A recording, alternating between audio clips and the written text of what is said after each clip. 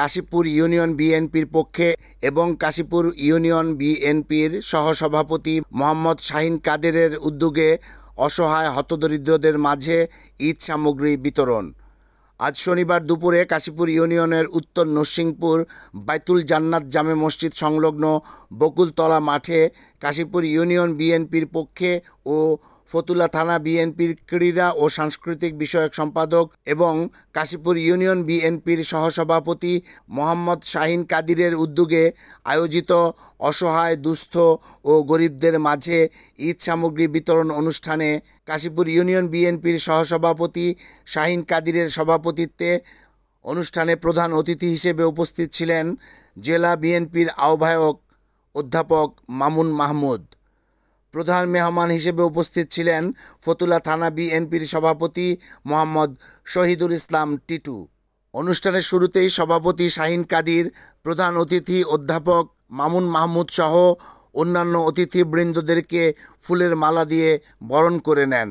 ঈদ সামগ্রী বিতরণের এই বিশাল আয়োজনে প্রায় ৩ শতাধিক হতদরিদ্র, অসহায় ও গরিব নারী পুরুষের হাতে 10টি আইটেমের সমন্বয়ে একটি করে ব্যাগ ঈদ সামগ্রী হিসেবে তুলে দেয়া হয়।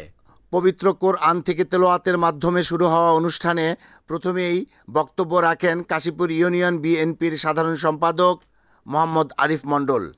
মামুন ভাইকে আমরা অনেক আগে থেকেই চিনি, তার পরিচয় দেওয়ার মতো আর কোনো কিছু নেই। আমি আশা করব যারা ফতুল্লা থানার নেতৃত্বে দেবে তাদেরকে যোগ্য দেখে যারা দলের নিবেদিত ছিল তাদেরকে আপনারা দলে আশ্রয় প্রশ্রয় দিবেন। কাশীপুর ইউনিয়নের নেতাকর্মীরা সবসময় অধ্যাপক মামুন মাহমুদের পাশে আছে এবং থাকবে বললেন অনুষ্ঠানের আয়োজক, সভাপতি ও কাশীপুর ইউনিয়ন বিএনপির সহসভাপতি শাহীন কাদির। আমি যখন যুবদল করি অধ্যাপক মামুন ভাই ছিল আমার নেতা, তারপর আমার যখন যুবদল করি তখন আমার নেতা ছিল শহীদুল ইসলাম টিটু ভাই। এখন আমার বিএনপি দল করি, এখন আমাদের নেতা অধ্যাপক মামুন মাহমুদ এবং শহীদুল ইসলাম টিটু ভাই। আমরা ইনশাল্লাহ তাদের হাত শক্তিশালী করার জন্য আমরা কাশীপুর ইউনিয়ন অঙ্গ সংগঠন মামুন মাহমুদের পাশে আছি এবং শহীদুল ইসলাম টিটু ভাই পাশে সবসময় আছি। তারেক রহমানের নির্দেশেই পুরো রমজান মাস ব্যাপী সাধারণ মানুষের মাঝে ইফতার মাহফিল ও ঈদ সামগ্রী বিতরণ কার্যক্রম পরিচালিত হচ্ছে বললেন অনুষ্ঠানের প্রধান মেহমান ফতুল্লা থানা বিএনপির সভাপতি মোহাম্মদ শহীদুল ইসলাম টিটু। আপনাদের কি ভোট দিতে ইচ্ছা করে না?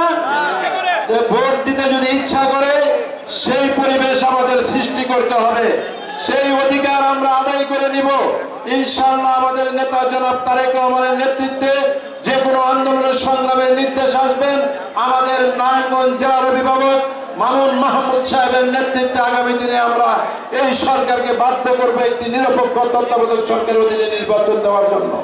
গুরুত্বপূর্ণ বক্তব্য রাখেন অনুষ্ঠানের প্রধান অতিথি জেলা বিএনপির আহ্বায়ক অধ্যাপক মামুন মাহমুদ।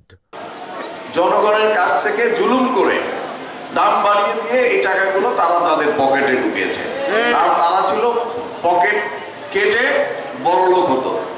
তারা পকেট কেটে কেটে বড় লোক হতো, জনগণের পকেট কাটতো। জনগণ তো ভয়ে কিছু বলতে পারতো না, ঠিক না? ভয়ে কিছু জনগণ বলতে পারতো না। আর দেখেন তারা চলে গেছে, এখন কি জিনিসের দাম আগের মতো 300 টাকা কেজি আছে? পেঁয়াজ নাই। তারপরেও আমি বলবো এখনো কিন্তু বিএনপি ক্ষমতায় আসে নাই। বিএনপি কিন্তু এখনো ক্ষমতায় আসে নাই, শুধু তারা পালিয়ে গেছে। তাতেই কিন্তু দুর্নীতি, এই যে দুঃশাসন অনেকটা কমে গেছে। আমরা জনগণকে প্রতিশ্রুতি দিচ্ছি, যদি আগামী নির্বাচনে, যেহেতু আমরা আপনাদের ভোটের অধিকার আদায় করে দিয়েছি, আপনারা আগামী নির্বাচনে কেন্দ্রে যেতে পারবেন, ভোট দিতে পারবেন। কোনো স্বাধীনতা মানুষের ছিল না, কিন্তু আমরা কেন জেল কেটেছি, কেন বারবার রাস্তায় গিয়েছি, একবার জেল থেকে বের হয়ে আবার রাস্তায় গিয়েছি, আবার গ্রেপ্তার হয়েছি। কেন গিয়েছি? শুধু আপনাদের অধিকার আদায়ের জন্য। আপনারা যাতে, এই দেশের মানুষ যাতে স্বাধীনভাবে চলতে পারে, স্বাধীনভাবে কথা বলতে পারে, এবং এই যে একটা ফ্যাসিস্ট সরকার এভাবে মানুষের উপরে জুলুম করছে, মানুষকে জিম্মি করছে, 40 টাকার পেঁয়াজ 300 টাকায় খাওয়াতে চায়, তারা নিজেরা আখের গুছিয়ে বিদেশে টাকা পাঠাচ্ছে, বিদেশে বাড়ি গাড়ি করছে, শুধু এর প্রতিবাদ করার জন্যই আমরা কিন্তু রাস্তায় নামতাম। আমরা বাড়িগাড়ি করতে চাই না, আমরা আপনাদের ভাগ্য নিয়ে ছিনিমিনি খেলতে চাই না।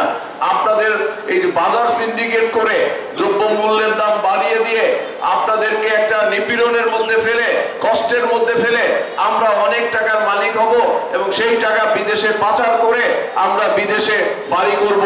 এখানে যারা আমরা রাজনীতি করি, যারা খালেদা জিয়ার সাথে রাজনীতি করে, যারা তারেক জিয়ার সাথে রাজনীতি করে, তারা কেউ এই রাজনীতি করে না।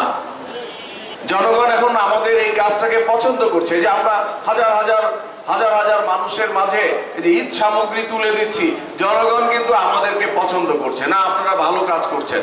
অনেকে আমাকে ফোন করে বলে যে ভাই আপনার কষ্ট হচ্ছে, সকাল থেকে সন্ধ্যা পর্যন্ত আপনি ঘুরে ঘুরে করছেন, কিন্তু এই কাজটা কিন্তু জনগণ খুব পছন্দ করেছে।